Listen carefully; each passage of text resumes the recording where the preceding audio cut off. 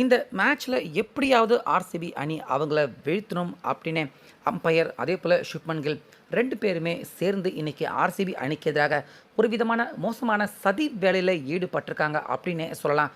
அப்படிப்பட்ட மோசமான சம்பவங்கள் இன்னைக்கு இந்த மேட்ச்ல அடுத்தடுத்துன்னு ஆர்சிபி அணிக்கு அவங்களுக்கு எதிராக மட்டுமே நடத்தப்பட்டிருக்கு.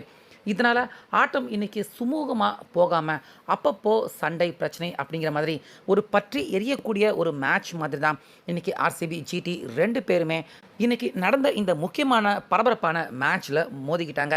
முக்கியமாக பார்த்தீங்கன்னா, அம்பயர் கிட்ட நேரடியாகவே இன்னைக்கு விராட் கோலி அவர் போய் அக்ரெசிவாக சண்டை போட்டிருக்காரு. கோலி நிறைய வாட்டி நம்ம சண்டை போட்டதை பார்த்துருக்கோம். ஆனாலுமே இன்னைக்கு அம்பயர் கிட்டேயே நேரடியாக அக்ரெசிவாக கோலி சண்டை போட்டிருக்காரு.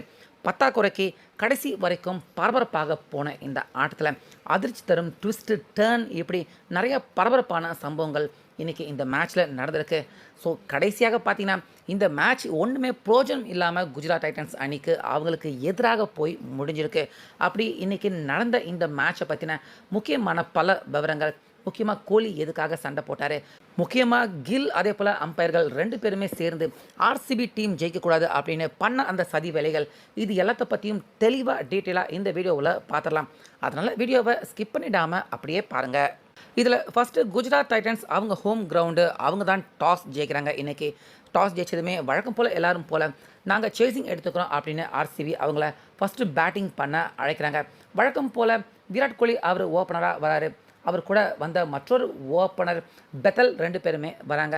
ஸோ இதில் பெத்தல் பார்த்திங்கன்னா ஆரம்பத்தில் கடந்த ஆட்டம் நல்லா விளையாண்டார். ஆனால் இன்றைக்கி 5 ரன்லேயே பெத்தல் அவுட் ஆகிறாரு. அதுக்கப்புறமா படிக்கல், விராட் கோலி 2 பேருமே நல்ல பார்ட்னர்ஷிப் போட்டாங்க. 2 பேருமே நிறைய மேட்ச் நல்லா விளையாண்டுருக்காங்க ஆர்சிபிக்காக. ஆனால் இன்றைக்கி பெத்தல் அவுட் ஆன அடுத்த கொஞ்ச நேரத்திலேயே விராட் கோலி 28 ரன்கள் அடித்து அவுட் ஆயிருந்தார். அதுக்கு முந்தைய ஓவரில் தான் பார்த்தீங்கன்னா தொடர்ந்து 5 அடித்த விராட் கோலி 28 ரன்னுக்கு மேலே இன்றைக்கி பிக் இன்னிங்ஸ் விளையாட முடியல. ஸோ இந்த இடத்துலையே ஆர்சிபி டீம் அவங்களுக்கு ரொம்ப பெரிய அடி தான். ஆனாலுமே நல்லா மறுமுறையில் வழக்கம் போல் நல்லா விளையாடுற படிக்கல் பார்த்திங்கன்னா அவரும் இன்றைக்கி நல்லா விளையாண்டார்.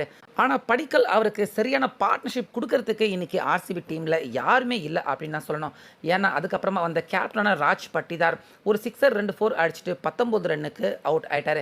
ஆனால் ராஜ் பட்டிதார் அவர் அவுட் ஆகிறப்ப தான் பார்த்தீங்கன்னா ஒரு ரொம்ப பெரிய சர்ச்சை, சண்டையே மைதானத்தில் விராட் கோலி அம்பையர்களுக்கு எதிராக போட்டிருக்காரு. ஏன்னா ராஜ் பட்டிதார் அவருக்காக பிடிக்கப்பட்ட அந்த கேட்ச் பார்த்தீங்கன்னா, கேட்ச் பிடிச்சதுக்கு அப்புறமா அந்த பாலை வந்து பார்த்தீங்கன்னா ஹோல்டர் அவர் வந்து தரையில் வச்சிட்ட மாதிரி இந்த புகைப்படத்தில் நம்ம பார்க்க முடியுது. ஆனால் அம்பையர்கள் பார்த்தீங்கன்னா அவர் பால் கேட்ச் பிடிச்சிட்டாரு, அதுக்கப்புறமா தான் தரையில் வச்சார், அதனால் அது அவுட்டு கிடையாது அப்படிங்கிற மாதிரி அம்பையர்கள் சொல்லியிருக்காங்க. இல்லை, இங்கே பால் தரையில் அப்படி வச்சிட்டா கூட அவுட்டு கிடையாது தானே அப்படிங்கிற மாதிரி அங்கே பவுண்டரி லைனில் இருந்த அம்பையர்கள் கிட்ட கோலி அவர் வாக்குவாதம் போட்டிருக்காரு, சண்டை போட்டிருக்காரு. ஆனாலுமே பார்த்தீங்கன்னா அவுட் தரப்பட்டிருக்கு ராஜ் பட்டிதாருக்கு. இதனால் அம்பையர் கிட்ட பயங்கரமாக சண்டை போட்டிருந்தார் விராட் கோலி. அப்போ இதனால் ஒரு அம்பையருக்கும் கோலி அவருக்கும் ரொம்ப பெரிய ஒரு பிரச்சனையே அந்த இடத்துல நடந்தது. ஆனாலுமே ராஜ் பட்டிதார் அவுட் ஆகி வெளியேற வேண்டிய சூழ்நிலை 19 ரனில். அதுக்கப்புறமா வந்த சதீஷ் சர்மா அவரும் ஒரே ஒரு ரன் தான் எடுத்தார். டிம் டேவிட் அவரும் 9 ரன் தான். அதே போல் குர்னால் பாண்டியா அவர் நல்லா விளையாடுவார்னு பார்த்தா அவரும் 4 ரன் தான் எடுத்தார். ரோமான் ஷெஃபர்டு அவரும் 17 ரன். இப்படி கரெக்டான பார்ட்னர்ஷிப் யாருமே பார்த்தீங்கன்னா படிக்கல் அவருக்கு தரவே முடியல. இதனால் பார்த்தீங்கன்னா படிக்கல் ஒரு கட்டத்துக்கு மேலே ரஷித் கான் பாலில் அடிக்க முயற்சி பண்ணி அவருமே 40 ரனில் அவுட் ஆயிடுறாரு. இதனால் 10 ஓவர் வரைக்கும் பார்த்தீங்கன்னா ஆர்சிபி டீமின் ஸ்கோர் கிட்டத்தட்ட 100 வரைக்கும் இருந்துச்சு. ஆனால் கடைசி 10 ஓவர் ரொம்பவே திண்டாடினாங்க. விக்கெட்டுகளை அடுத்தடுத்து எழுந்துகிட்டே இருந்தாங்க. முக்கியமாக கரெக்டான டைமில் இம்பேக்ட் பிளேயராக ஸ்ரேஷ் ஐயரை இறக்குனாங்க. அவருமே கூட எந்த ஒரு இம்பேக்டும் கொடுக்கல. 12 ரன்னுக்கு அவுட் ஆகிட்டார். அப்புறம் கடைசி நேரத்தில் ஹேசல்வுட் ரன் அவுட் ஆக கடைசியாக 20 ஓவர் கூட ஆர்சிபி ஃபுல்லாக விளையாட முடியல. 155 ரன்னுக்கு எல்லா விக்கெட்டையுமே இழக்கிறாங்க ஆர்சிபி டீம். இதனால் 156 ஜெயிச்சா போதும் அப்படின்னு அந்த ஈஸியான டார்கெட்டை சேசிங் பண்ண ஆரம்பிக்கிறாங்க குஜராத் டைட்டன்ஸ் அணி. ஸோ குஜராத் டைட்டன்ஸ் அணி பக்கம் நம்ம தமிழக பிளேயர் சாய் சுதர்ஷன், சுப்மன் கில் 2 பேருமே வராங்க. இதில் சாய் சுதர்ஷன் அவரை 6 ரன்லேயே நம்ம புவனேஷ்குமார் அவர் ஆரம்பத்திலேயே தூக்குறாரு. ஆனால் கில் பார்த்தீங்கன்னா அவர் உஷாராயிட்டார். நம்ம வந்து அந்த ப்ரெஷரை ஏற்றிக்கக்கூடாது, தடால் புடால்னு அடித்து பவர் பிளே முடியறதுக்குள்ள மேட்சை நம்ம கட்டுப்பாட்டுக்குள்ளே கொண்டு வந்துட்டா அப்புறம் பின்னாடி வரவங்க ஜெயிக்க வச்சிருவாங்க அப்படின்னு அதிரடியாக ஆரம்பத்தில் இருந்து அட்டாக் பண்ண ஆரம்பிக்கிறாரு. இதனால் 3 சிக்ஸர்கள் 4 4 அடிக்கிறாரு. சர்னு ரன்னை உயர்த்துறாரு கில். ஸோ அப்போ தான் பார்த்தீங்கன்னா விராட் கோலி நேரடியாகவே வந்து அந்த இடத்துல கோலி எதுக்காக வந்து கில் அவர்கிட்ட ஒரு மாதிரி சர்ச்சையாக பேசினாரு அப்படின்னு தெரில. காமெடியாக பேசினாரா சீரியஸாக பேசினாரான்னு தெரில. ஆனால் 2 பேருமே சண்டை போட்டுக்கிற மாதிரி அந்த இடத்துல பேசினாங்க. கில் அவரு கூட சரி அப்படிங்கிற மாதிரி கோலி அவரை பார்த்து ஒரு மாதிரி தலை ஆட்டினாரு. ஆனால் அதுக்கப்புறமா புவனேஷ் குமார் அவர் போட்ட ஓவரில் செம்மையாக அடித்தார், ஃபாஸ்ட்டாக அடித்தார் கில். அந்த ஃபாஸ்ட்டாக வந்த பாலை அசால்ட்டாக பிடிச்சி கேட்சை பிடிச்சி விராட் கோலி கில் அவர் விக்கெட்டை தூக்குனார். ஸோ தூக்குனதுக்கப்புறமா கில் அவருடைய விக்கெட் செலிப்ரேஷன் கோலி பயங்கரமாக அக்ரெசிவாக பந்து தூக்கி கடாசியெல்லாம் செலிப்ரேட் பண்ணார் கோலி. ஸோ தொடர்ந்து பார்த்தீங்கன்னா அங்கே கில் அவர் ரன்னை நல்லா உயர்த்தி விட்டுட்டார். ஜாஷ் பட்லர் கூட பின்னாடியே வந்த பட்லர் அவரும் 39 ரன் 19 பந்துக்கு. இவங்க 2 பேருமே அந்த ரன் ரேட் ப்ரெஷரை அப்படியே இறக்கி விட்டுட்டாங்க. பாலை விட கடைசியாக பார்த்தீங்கன்னா ரன் கம்மியாக இருந்துச்சு. இதனால் பார்த்தீங்கன்னா ரொம்ப ஈஸியாக பின்னாடி வர்றவங்க முக்கியமாக வாஷிங்டன் சுந்தர்லாம் 12 ரன் தான் எடுத்தார். ரஷித் கான் அவரு கூட 8 ரன் தான் எடுத்தார். ஆனாலுமே பின்னாடி வர்றவங்க அந்த ரன் ரேட் ப்ரெஷர் இல்லை அப்படிங்கிறதால ரொம்ப ஈஸியாக இந்த மேட்சை வெற்றியின் பாதைக்கு அழைச்சிட்டு போனாங்க.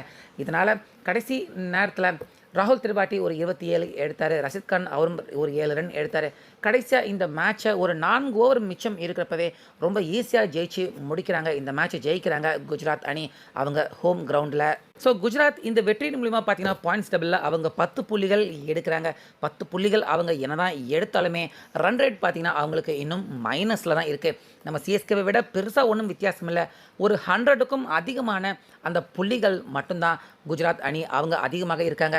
இந்த மேட்ச் கிட்டத்தட்ட 156 தான் வெற்றியின் டார்கெட். நிச்சயமாக இந்த மேட்சை இன்னும் ஒரு 2-3 ஓவர் சீக்கிரமாக குஜராத் அவங்க முடிச்சிருந்தா கண்டிப்பாக அவங்களுக்கு ரன் ரேட் ப்ளஸில் போயிருக்கும்.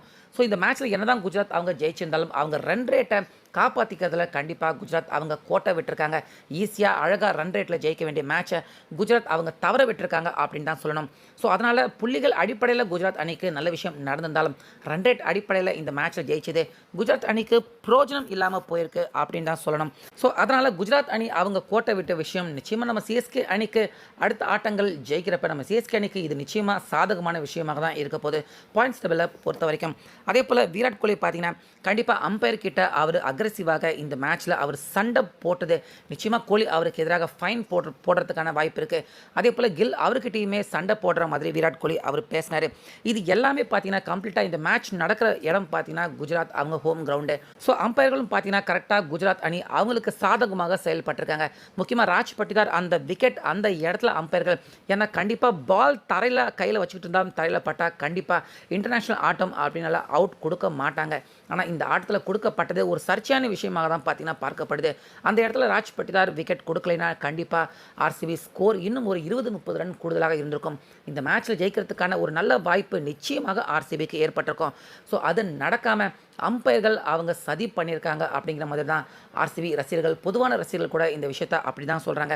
ஸோ அந்த வகையில் இது கண்டிப்பாக அம்பையர்கள் அவங்க செய்த தவறு மேட்ச் ஃபிக்ஸிங் மாதிரியான சம்பவமாக இருக்கும் அப்படின்னு நீங்கள் நினைக்கிறீங்களா? ஸோ அந்த நேரத்தில் கோலி கில் அதே போல் அம்பையர்கள் கிட்ட சண்டை போட்டதை பற்றியும் இந்த அவுட் அதாவது அம்பையர்கள் அவுட் கொடுத்துருக்காங்க இது அவுட்டா இல்லையா அப்படின்னு நீங்கள் என்ன நினைக்கிறீங்க அப்படின்னு உங்களுடைய கருத்தையும் நிச்சயமாக நம்ம கமெண்ட்டில் பதிவு பண்ணுங்கள்.